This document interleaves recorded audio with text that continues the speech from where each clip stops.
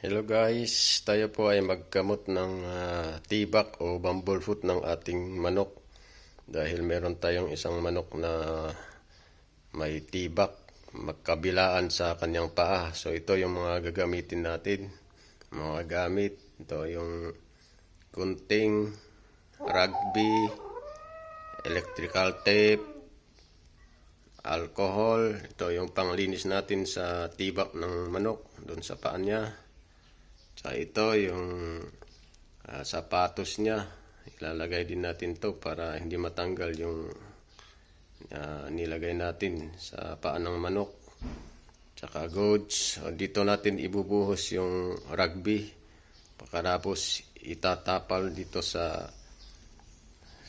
tibak ng manok. Katulad nito. Yan. Itapal natin mismo yung binuhos nating rugby dito. Sa kanan natin babalutan ng electrical tape para walang singaw. So guys, papakita ko na lang mamaya kung tapos na yung aking ginamot na tibak ng aking manok. So bali guys, ganito yung itsura ng paggagamot natin sa tibak ng manok.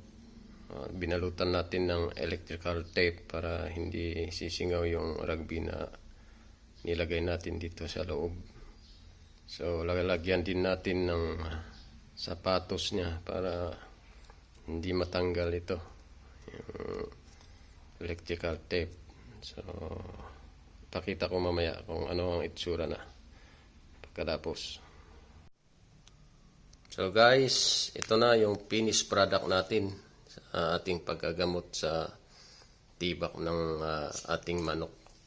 Bali ganyan na ang mga hanggang sa after 2 weeks saka na natin i-check yung tibak. Bali kusang matatanggal yon. Pag tinanggal natin yung electrical tape, kusang sasama yung sugat na yan, yung tibak niya. So ganito guys ang remedy sa paggagamot sa tibak ng ating mga manok. So thank you guys, salamat sa inyong panonood. Sana may konting natutunan kayo sa ating ginawang video na to. So God bless us all. Shout out sa inyong lahat mga idol, mga OFWs na nanonood sa ating vlog, mga silent viewers natin, mga solid supporters, mga subscribers natin. Sa mga hindi pa nag-subscribe, pwede po kayong mag-subscribe sa ating munting channel.